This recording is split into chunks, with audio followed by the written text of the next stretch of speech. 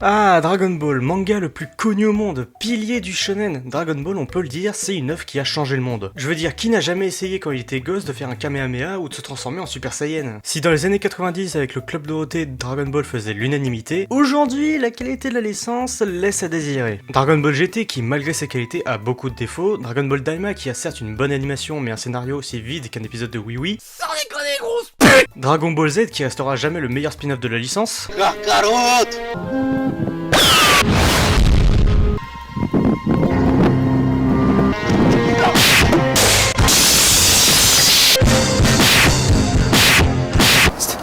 Néanmoins, celui qui a le plus marqué ces dernières années, c'est évidemment Dragon Ball Super, qui se vend comme étant la suite officielle du manga original. Et le moins qu'on puisse dire, c'est que DBS fait grand débat, entre ceux qui adorent et ceux qui détestent. Mais est-ce que Dragon Ball Super est vraiment si mauvais qu'on le dit? Est-ce que les gens n'exagèrent pas un peu? Bah c'est ce qu'on va voir ensemble. Allez Marcel! On nique! Marcel! Dans cette première partie, on va parler de la technique. Donc quand je parle de technique, on va parler de la qualité d'animation, du découpage, enfin bref, tout ce qui compose le dessin. Si on retire les films Battle of Gods, Retour de Freezer, Broly et Super Hero, qui sont des films et ont fatalement une meilleure animation, on se souvient surtout de l'épisode 130 de Dragon Ball Super qui nous dévoilait l'Ultra Instinct en action. On ne peut néanmoins pas dire que DBS se soit illustré par une animation qualitative. On se souvient du fabuleux épisode 5 de Dragon Ball Super qui est digne d'un PowerPoint. C'est de la merde. Et certains me répondront que c'est normal, que vu que Dragon Ball Super était un animé fleuve, c'est-à-dire un animé qui sort un nouvel épisode toutes les semaines, les épisodes sont de moins bonne qualité. Et je suis qu'à moitié d'accord, effectivement le format animé fleuve pose problème dans la qualité d'animation. Mais là on parle du début de la série, c'est censé être le premier gros combat de DBS, et quand l'un des premiers trucs que tu vois c'est ça met pas en confiance. Coucou la saison 3 de One Punch Man. Surtout que cette mauvaise qualité d'animation va durer jusqu'à l'arc suivant, le retour de Freezer. Donc au moins jusqu'à l'épisode 27. Alors fort heureusement la qualité va s'améliorer par la suite, mais avec un tel faux départ, pour une série qui est censée rassembler les anciens fans de Dragon Ball et amener des nouveaux, ça la fout mal. Ça va, il a la tenue orange là, comme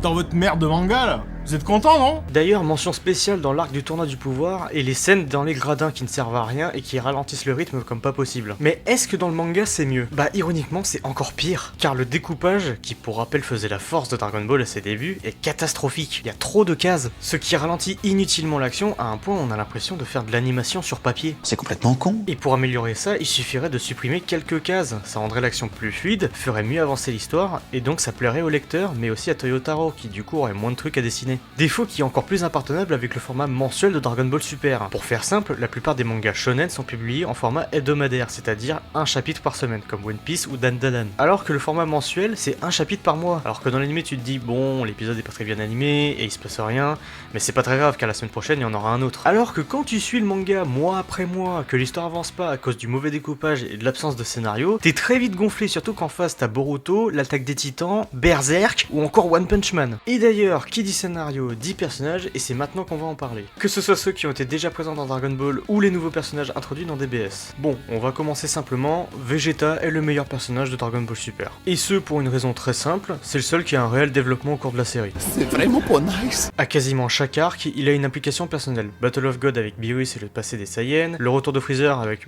Freezer et le fait que Vegeta l'a servi pendant des années, le tournoi de l'Univers 6 avec Yabe et la relation maître-disciple, l'arc de Zamasu avec Black Goku et le retour de Mirai Trunks, le tournoi du pouvoir avec la naissance de Bra, sa fille, encore Kiabe et le combat contre Toppo, l'arc de Moro et sa rédemption vis-à-vis du peuple Namek, l'arc de Granola avec justement Granola et l'acceptation de son passé. Sur les 9 arcs de Dragon Ball Super, Vegeta est impliqué personnellement dans 7 d'entre eux. Les exceptions étant le film DBS Broly où il n'a pas de relation particulière avec Broly et Paragus, et l'arc Super Hero où il n'est quasiment pas présent. Et même là, c'est loin d'être parfait car déjà Vegeta est ridiculisé très souvent. Alors, j'ai rien contre le fait d'ajouter des traits d'humour à un personnage. Par exemple, la scène où Yamcha fait pleurer Bra, Vegeta se transforme en SSJ Blue pour te montrer sa colère. Là, ça fonctionne, car là, le personnage de Vegeta est respecté tout en montrant une autre facette de sa personnalité. Alors que le Vegeta bingo, Vegeta qui supplie Whis de l'entraîner en lui faisant à bouffer, Vegeta avec sa putain de tétine... Ah, j'ai envie de crever.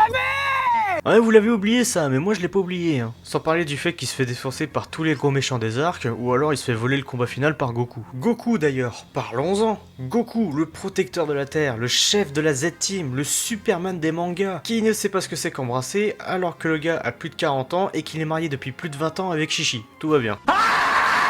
Il ne reconnaît pas une femme enceinte alors qu'il a eu 2 gosses. Il déclenche le tournoi du pouvoir, met en péril la vie de tous les univers et n'apprend jamais de ses erreurs. Alors que face à Cell, il a conclu que c'était lui qui attirait les ennemis sur Terre, et que du coup il a préféré rester au paradis. Il ne prend absolument plus aucun ennemi ni aucune menace au sérieux alors qu'il a déjà vu plusieurs fois ses amis mourir. Il ne sait pas ce que c'est que de méditer, reconnaître le ki des autres et ne sait pas esquiver alors que le gars est un Saiyan, donc il a le combat dans le sang. Ça fait plus de 30 ans que le gars s'entraîne aux arts martiaux, il est le Super Saiyan légendaire et est respecté même par les dieux et il maîtrise l'Ultra Instinct. Ah, j'ai envie de te coumer là. Alors bien sûr c'est déjà arrivé que Goku devienne sérieux pendant Dragon Ball Super, mais déjà c'est extrêmement rare et c'est souvent désamorcé par une autre connerie de Goku. Genre dans l'arc de Zamasu, le mec apprend que Black a buté Shishi et Goten, se fout en rogne, le tabasse et plus tard ce con en repartant dans le futur, il oublie l'amulette pour sceller Zamasu avec le Mafuba. Alors que c'est pour cette raison très précise qu'il a appris le Mafuba.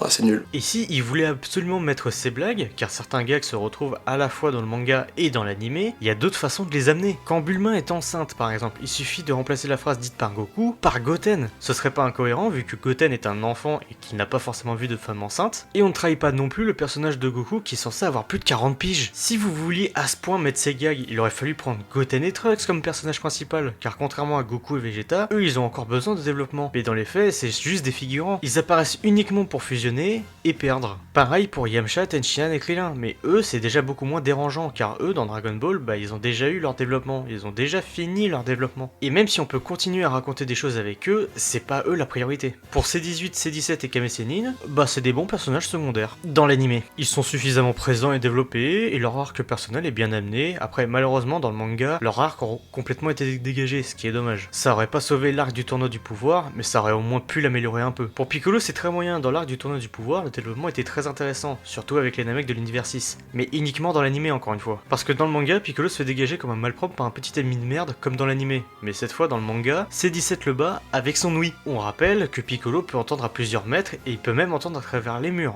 Et pendant tout le reste, il est montré comme étant inutile, sans parler de l'arc du retour du Freezer ou la scène de sacrifice de Piccolo, qui est juste ridicule en comparaison de celle de l'arc Saiyan. J'ai envie de crever. Après, peut-être que dans la suite, il reviendra, notamment dans l'arc Black Freezer. Et pour Gohan, c'est la cata. Bon, déjà, le glowdown énorme entre l'arc-bout et Battle of Gohan, il est ultra violent. Mais c'est vraiment à partir du retour de Freezer que ça a commencé à puer. Déjà, Gohan qui perd son gi et qui se retrouve avec son survêt Adidas de merde. Bon, voilà. Ensuite, Gohan qui ne s'est plus transformé en Super Saiyan et qui se fait défoncer par un random de l'armée de Freezer. Gohan qui retrouve sa puissance en genre 45 minutes d'entraînement, mais surtout, Gohan qui apprend 5 fois la même leçon, à savoir qu'il doit s'entraîner pour protéger ceux qu'il aime. Pendant l'arc-bout, l'arc du retour de Freezer, l'arc Black Goku, l'arc du tournoi du pouvoir et l'arc super héros. J'ai bien aimé le... rien en fait. Ça fait que la plupart des persos ne progressent plus du tout en tant que personnage. Et en fait, la plupart des moments de développement de personnages sont en général des arcs déjà racontés. Gohan qui apprend à redevenir un guerrier, Piccolo prend conscience des progrès de Gohan, Goku qui apprend qu'il y a des adversaires plus forts que lui, à chaque arc. Mais qu'en est-il des nouveaux personnages? C'est vide. Non, sans déconner, c'est pas pour être méchant, mais c'est vide. Je vais prendre tous les personnages un par un et tous les analyser. On va prendre uniquement les plus marquants, Beerus le dieu de la destruction de l'univers 7 et principal antagoniste de Battle of God. Et en dehors de cet arc où il sert principalement de boss à Goku, il sert à rien. Il n'intervient jamais avec les événements des arcs et on doit constamment justifier de pourquoi il ne règle pas la situation à lui tout seul. Dans le retour de Freezer, il s'en fout. Dans le tournoi de l'univers 6, il peut pas se battre contre Champa. Dans l'arc de Black Goku, il a pas le droit d'interférer avec les modifications temporelles. Dans le tournoi du pouvoir, pareil, il peut pas intervenir car les dieux vont trop vite pour les Zeno. Dans l'arc Moro, il peut pas, et quand il décide enfin de faire un truc, il est appelé à la dernière seconde par Zeno pour jouer, alors que son putain d'univers va exploser et que donc il va se retrouver au chômage. Pareil pour Whis qui est un ange et qui n'a pas le droit d'interférer avec les événements. Donc à quoi tu sers en fait? Il entraîne Goku et Vegeta, ok, mais à part ça le perso fait rien. La seule fois où il fait quelque chose, c'est dans l'arc retour de Freezer, où il rembobine le temps pour donner une seconde chance à Goku. Donc en fait il peut intervenir, mais uniquement quand ça arrange le scénario. Pareil pour les autres dieux de la destruction et Ange, qui à part faire figuration ne servent à rien. Ensuite Hit, qui est le principal antagoniste du tournoi de l'univers 6, on nous dit qu'il a le pouvoir d'arrêter le temps, qu'il est le meilleur assassin de l'univers 6 et qu'il veut le cube de Champa. Ok, Ok, et après? C'est bien de nous dire tout ça, mais faites-en quelque chose. Genre de quelle espèce est Hit? Pourquoi c'est un assassin? Pourquoi il veut le cube de Champa? Pareil avec les Saiyans de l'univers 6. Pour Kiabe, on nous dit qu'il fait partie de l'armée Saiyan de l'univers 6. D'accord, mais pourquoi il s'est engagé? Est-ce qu'il s'est engagé d'ailleurs? Ça se trouve, il a été enrôlé de force. Caulifla et Kale, on nous dit que les deux partagent un lien fraternel. Ok, et d'où il sort ce lien fraternel?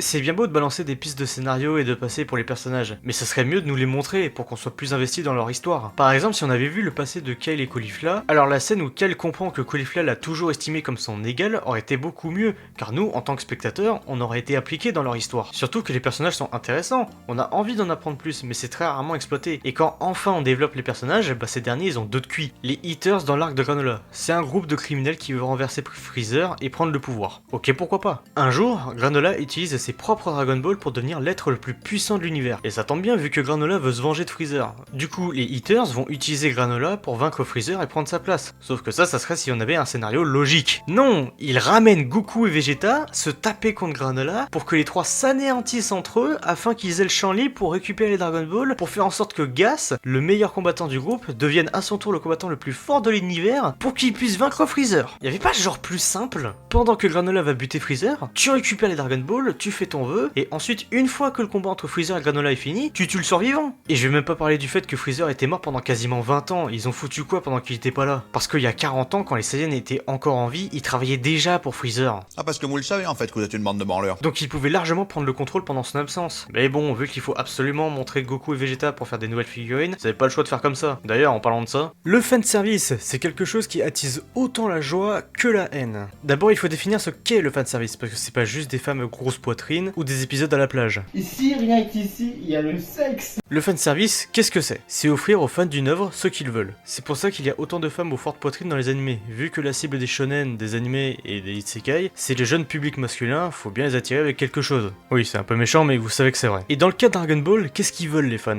Une bonne histoire? Perdu. Ils veulent des transformations. C'est con à dire, mais la plupart des fans de Dragon Ball, ils veulent surtout ça. Et en soi, le problème, c'est pas tellement le fait qu'il y a 40 transformations différentes, c'est le fait qu'elles racontent rien. Dans le manga original, les transformations servaient soit de gag, soit elles servaient à l'histoire. Quand Gohan se transforme en SSJ2 face à Cell, Gohan devient le héros. Il accomplit l'héritage de son père en le surpassant et en surpassant l'ennemi qu'il ne peut pas vaincre. La nouvelle génération dépasse la précédente en réussissant là où l'ancienne a échoué. La seule transformation qui déroge à la règle, c'est la transformation du Super Saiyan 3, qui sort un peu de nulle part. Alors, dans Dragon Ball Super, au début, les transformations, ça allait. Le Super Saiyan Gon, même s'ils n'obtiennent pas la transformation en se dépassant, ce qui est un peu chiant pour un shonen, qui a pour valeur principale le dépassement de soi, mais au moins ça enrichit l'univers, avec la guerre entre les Saiyans, le premier Super Saiyan, etc. Pareil avec le Super Saiyan Blue, la transformation ne raconte rien de particulier, mais au moins ils l'ont acquis en s'entraînant hors champ. Mais c'est à partir du Super Saiyan Rosé que c'est parti en couille. Le Super Saiyan Rosé, transformation exclusive à l'arc de Black Goku, et ce dernier en est l'unique utilisateur. Cette transformation est une copie du Super Saiyan Blue, et on sait pas vraiment d'où elle sort. Mais apparemment c'est expliqué dans une interview où on nous dit que en fait c'est un Super Saiyan mais qui a un statut divin. Comment ça fonctionne ton truc au juste? Il faut signer un CDI au mec pour devenir dieu? Qu'est-ce qui fait qu'un Saiyan au statut divin fait que son métabolisme change, qui lui donne une nouvelle transformation? Et puis ça veut dire quoi? Que Goku et Vegeta qui ont acquis le ki divin et même des transformations divines ne sont pas des dieux? Ce que tu dis n'a aucun sens. Ensuite il y a eu le Super Saiyan Rage de Trunks, qui certes raconte quelque chose, à savoir que Trunks, envahi par la rage et la culpabilité d'avoir tout tenté pour sauver son monde, pour que au final il finisse par tout perdre.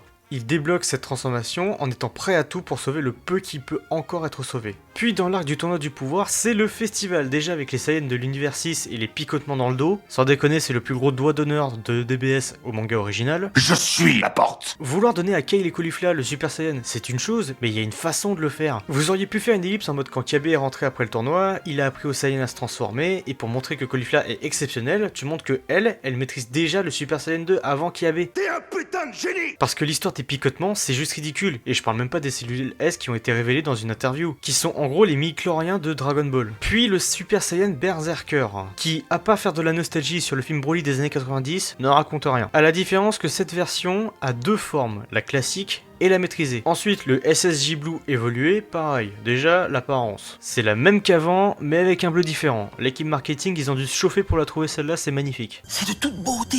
Au moins, cette transformation symbolise la volonté de Vegeta de s'émanciper de Goku, en progressant à sa façon. Une chose qui sera repris plus tard dans le manga Dragon Ball Super, avec l'Ultra Ego. Mais en dehors de ça, y a rien, c'est juste pour faire vendre de la figurine. Contrairement à l'Ultra Instinct, une transformation si difficile à atteindre que même les dieux n'y arrivent pas. Cette transformation symbolise le stade ultime de Goku. Goku aux portes de la mort face à Jiren, après qu'il ait tout donné face à lui, Goku dos au mur, après avoir atteint son ultime limite, va devoir apprendre à transcender son esprit pour maîtriser cette nouvelle forme. Donc en plus que ce soit une transformation acquise par l'effort, elle fonctionne bien avec l'idée de transformation finale de Dragon Ball Super en animé. Goku maîtrise une forme que même Beerus, le dieu de la destruction, n'arrive pas à atteindre, et il l'utilise pour vaincre Jiren, qui est capable de vaincre le dieu de la destruction de son univers. Donc indirectement, Goku surpasse l'adversaire qu'il avait si facilement vaincu au début de la série. La boucle est bouclée.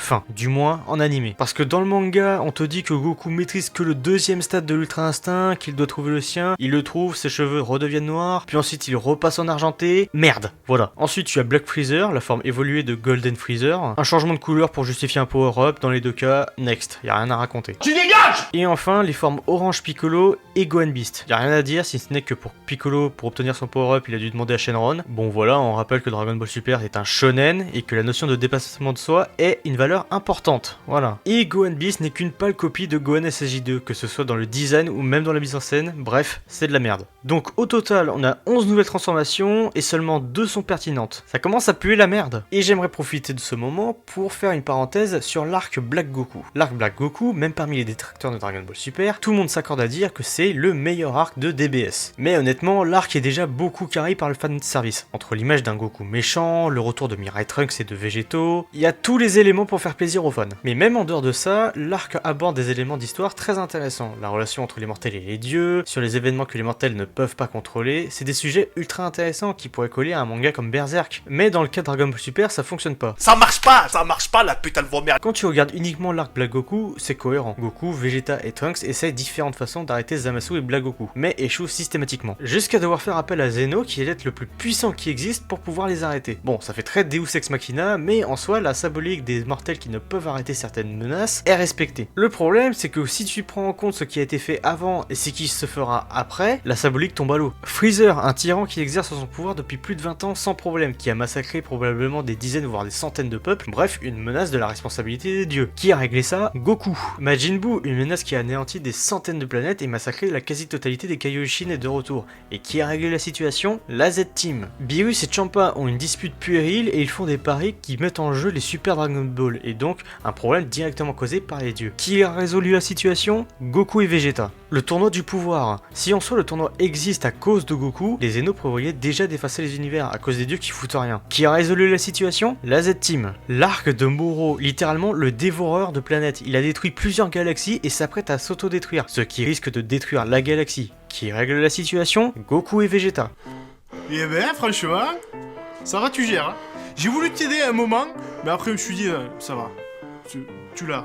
Bref, à chaque fois qu'un problème qui est de la responsabilité ou a été causé par les dieux, c'est les mortels qui les ont résolus. Donc dans ce cas, la morale ne fonctionne plus. Et le plus frustrant avec cet arc, c'est que c'est de loin celui qui a le plus de potentiel. Le concept d'un Goku méchant, c'est génial et ça a un énorme potentiel, mais la seule chose qu'on en fait, c'est juste un autre Zamasu qui a volé le corps de Goku.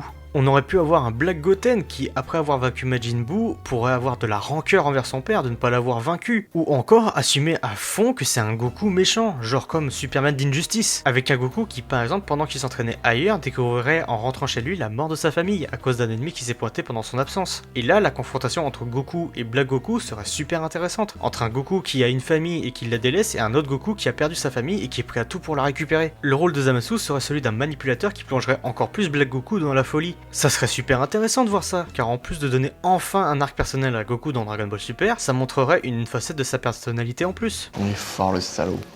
Ce qui fait que cet arc est extrêmement frustrant, car d'un côté c'est le meilleur de Dragon Ball Super, et en même temps c'est pas très compliqué, mais de l'autre cet arc avait tellement de potentiel que quand tu vois le résultat final, on peut pas s'empêcher d'être déçu. Bien, cette parenthèse sur l'arc Black Goku étant fermée, on peut continuer maintenant avec les incohérences et les retcons.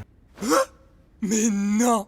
Ça y est, on va enfin avoir cette conversation. Tout d'abord, on va établir la différence entre une incohérence et un retcon. Un retcon permet d'apporter des changements dans un univers de fiction sans pour autant trahir la continuité d'une histoire. Le retcon le plus connu est celui de Dark Vador dans Star Wars. Dans le premier film, on te dit que Dark Vador est celui qui a tué le père de Luke, et dans le deuxième, on apprend que Vador est le père de Luke. Et dans le troisième film, on explique justement que Vador, la partie sombre de Anakin, a justement tué l'homme bon qu'était Anakin. Et dans Dragon Ball, le plus gros retcon, c'est que Goku est en réalité un Saiyan. Le but, c'est d'apporter un changement sans pour autant modifier ce qui a été fait avant. Et Dragon Ball Super ne manque clairement pas de retcon. Le plus connu est celui de l'utilisation des boucles d'oreilles Potara. Seulement, le but d'un retcon, c'est d'apporter quelque chose de nouveau, oui, mais surtout quelque chose de pertinent. Et dans ce cas-là, ça ne marche pas. La fusion Potara fonctionne facilement, mais elle a un lourd prix à payer. Les deux guerriers doivent mettre les boucles d'oreilles. Ils fusionnent ensemble, peu importe leur âge, leur corpulence ou même leur genre. Mais contrairement à la fusion Métamol, qui elle ne dure que 30 minutes, elle dure définitivement. Ce qui implique une lourde décision à prendre. Et le changement qu'a apporté DBS, c'est que les Potara ne durent plus que 1 heure. Ou du moins pour ceux qui ne sont pas des Kaioshin. Et ça pose un énorme problème. Car vu qu'il n'y a plus de conséquences à la fusion Potara, Goku et Vegeta peuvent juste se contenter de l'utiliser constamment face à un adversaire plus fort. Alors bien sûr, ils ont trouvé une parade à ça, en mode oui, mais la fusion dure moins longtemps si le perso est surpuissant. Sauf que cette règle, on l'applique que quand on veut. Parce que dans le film Broly, Gogeta allait vaincre Broly sans problème. Alors que la règle fonctionne aussi pour la fusion Métamol. C'est ce qui s'est passé avec Gotenks face à Boo. Et puis même si ça ne bat pas l'adversaire, ça peut l'affaiblir suffisamment. Et des retcons comme ça, il y en a des tas dans Dragon Ball Super.